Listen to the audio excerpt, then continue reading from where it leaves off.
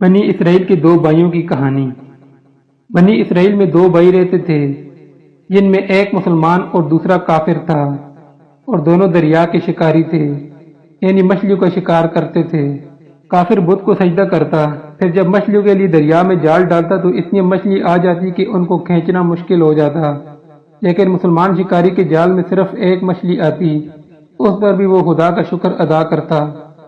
ایک دن مسلمان کی بیوی اپنے گھر کے چھت پر گئی تو اس کی بیوی کی نظر کافر شکاری کی بیوی پر پڑی، جو کہ بہترین زیور اور خوبصورت لباس پہنے ہوئے تھی۔ مسلمان عورت کے دل میں وسوسہ پیدا ہو گیا کہ کاش میں بھی ایسی ہوتی۔ یہ دیکھنے کے بعد کافر کی بیوی اس سے بولی کہ تم اپنے شوہر کو بولو کہ میرے شوہر کے خدا یعنی بت کی عبادت کیا کرے تاکہ تم بھی میری طرح مالدار ہو جاؤ۔ مسلمان کی بیوی غمزدہ ہو کر نیچے آئی، اور جب اس کا شوہر آیا تو اس کو دیکھ کر پوچھا کہ کیا ہوا ہے جو اس قدر پریشان نظر آ رہی ہو۔ اس کی بیوی کہنے لگی بس میاں، یا تو تم مجھے طلاق دے دو یا پھر اپنے بھائی خدا یعنی بت کی عبادت کرو۔ یہ سن کر اس کے شوہر نے کہا خدا کی بندی، تم خدا سے نہیں ڈرتی، ایمان کی دولت کے بعد کفر کی باتیں کرتی ہو۔ بیوی بولی بس زیادہ باتیں نہ کرو، میں اس طرح غریب نہیں رہ سکتی، جبکہ دوسری عورتیں زیورات اور عمدہ لباس پہنے رہتی ہیں۔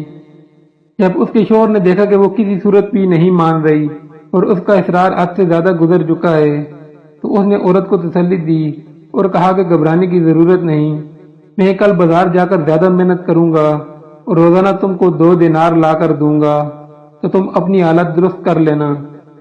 یہ سن کر اس کی بیوی مان گئی۔ وہ مرد مومن مزدوری کی تلاش میں نکلا، لیکن کسی نے اس کو کام نہیں دیا۔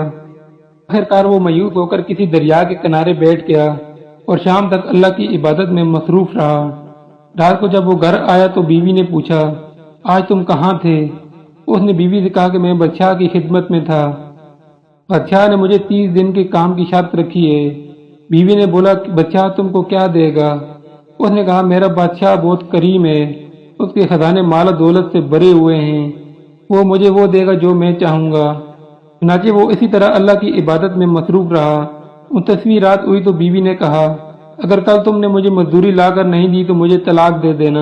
یہ سن کر اس کو پریشانی لاحق ہو گئی۔ اگلی صبح اس نے یہودی سے کہا کیا تم مجھے مزدوری پر لگا لو گے؟ یہودی نے جواب دیا کہ ٹھیک ہے، مگر میرے پاس تمہارے کھانے پینے کا کوئی بندوبست نہیں ہے۔ وہ مرد مومن روزے کی نیت سے کام کرنے کے لیے چلا گیا۔ دوسری طرف ایک آدمی نے اس کے گھر کا دروازہ کھٹکھٹایا۔ اس کی بیوی نے دروازہ کھولا تو اس آدمی نے اس کی بیوی کو 29 اشرفیاں دی اور کہا کہ تمہارے شوہر کی مزدوری ہے۔ ہمارا شوہر 29 دن بادشاہ کے کام میں تھا، یہاں تک کہ اس نے بادشاہ کو چھوڑ دیا۔ اگر وہ 30ویں دن بھی کام پر آتا تو اس کو بہت سی اجرت مل جاتی، لیکن وہ یہودی کے پاس چلا گیا۔ وہ عورت ان میں سے ایک اشرفی لے کر بازار نکلی۔ جب اس نے سونار کو وہ اشرفی دی تو اس نے 1000 درہم عورت کے حوالے کر دیے۔ جب شام کے وقت شوہر گھر آیا تو بیوی نے اس سے پوچھا کہ آج تم کہاں تھے؟ اس آدمی نے بولا کہ میں یہودی کی دکان پر تھا۔ اس کی بیوی نے کہا کہ آخر تم بادشاہ کی خدمت کے بجائے دوسروں کی خدمت کیوں کرتے ہو؟ اور پھر شوہر کو اشرفیوں کا واقعہ سنایا، جس کو سن کر مرد مومن روتے روتے بے ہوش ہو گیا۔ جب اس کو ہوش آیا تو بیوی سے کہنے لگا کہ افسوس میں نے بادشاہ دو جہاں کا حق اپنے اوپر لازم نہیں کیا۔ تو اس کے بعد اس نے سب کچھ چھوڑ دیا اور پہاڑوں پر چلا گیا، جہاں پر خدا کی عبادت کر کے زندگی گزاری، اور وہیں پر اس کا انتقال ہو گیا۔